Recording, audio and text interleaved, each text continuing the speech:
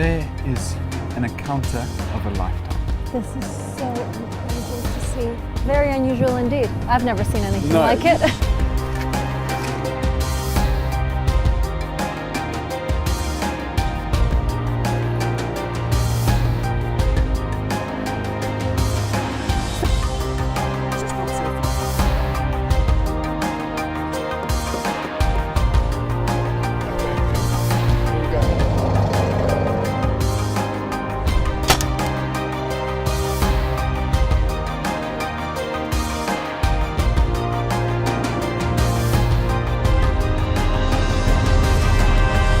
Amazing.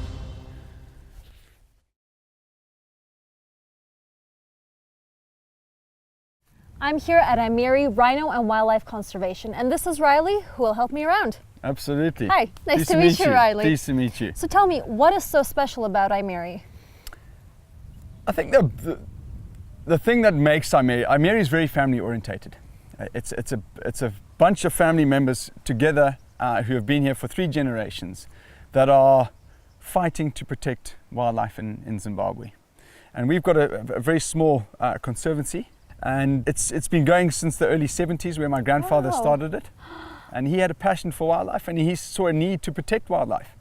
And that's where Imire started. It started literally like a little Noah's Ark situation where animals came in 2 by 2. And it's still family owned. And it's still family owned, and we're still going. And our focus now is black rhino and breeding black rhino. But with that as our focus, everything else gets protected, you know, the elephant and the rest of the wildlife that we have on Imire. The uniqueness about Imire is you get to see animals, first of all, that you don't normally get to see in the wild. They're pretty elusive. And you get an opportunity to be right up and personal with these animals. And we believe education is the key to protecting wildlife in Africa. And using Imire, where you can actually see these animals, you can smell, you can touch, you can feel. It gives people a bit more information about the animals and a bit more feeling. So it's, yeah, that's Imire. Oh, that sounds incredible. Yeah. Let's get started. Look forward to showing you around. Yeah. What we're going to do this afternoon is we've got a black rhino cow and calf in this area. And we're going to walk in, and we're going to see if we pick up her tracks and walk in and see if we can find her. Black rhino are notoriously very, very aggressive animals. Okay. And now when they have a calf at foot, you can imagine, you know, they're very protective. Yeah. And their natural instincts are really to whatever's in the area. You know, they'll run that and normally charge and defend their calves. So they're very instinctive animals and can be quite aggressive. So what we're going to do is we're going to be very, very careful when we walk in. There's going to be no talking. We're going to walk in and see if we can get onto some spoor, and we're going to walk in single file. Yeah. Okay. If worst case scenario, she turns and she comes, I'm going to shout at her and try and stop her from coming. But the best thing to do is we'll just try and get behind a tree, a rock, a bush, and she'll just have a barrier, is what you're saying. Exactly. Put a barrier in front of you, and I'll tell you where to go and how to go and where to move. If we do have that issue on our hands, and hopefully we'll go and find her. Okay. Well, let's wish us luck. Let's do it.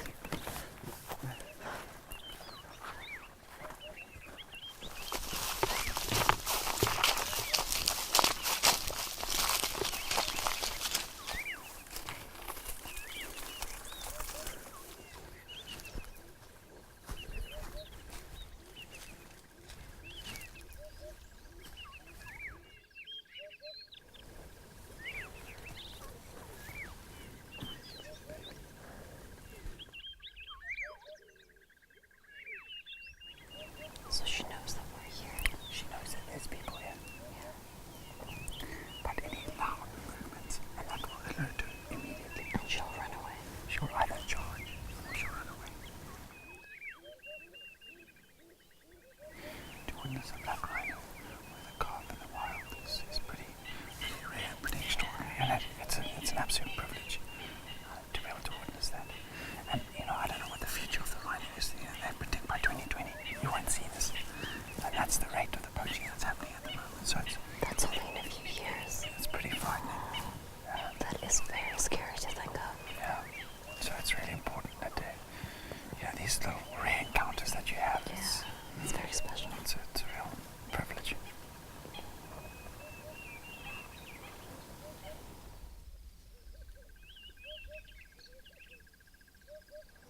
So there is an encounter of a lifetime. That was so special. It really is. It's a privilege to be able to witness a cow and a calf in their natural habitat, as wild as they're going to get, and that, you know, is a once in a lifetime opportunity to witness something so beautiful, so unique, so close. Just, yeah, what a beautiful experience that is. And honestly, there are a handful of people that get that opportunity. Really.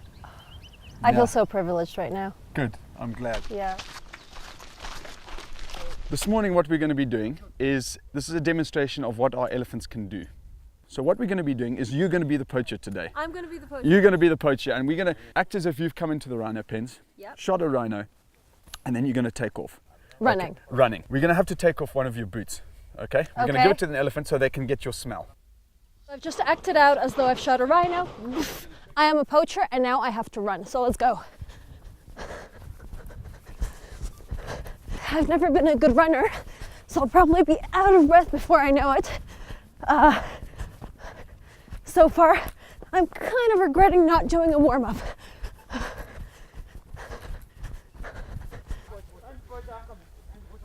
So what we're doing is we're just giving the instruction here for the Ellies. The command is find the poacher, find the poacher. That's the word and the command that we're doing. Watch them now, they're picking up the spoor. Watch.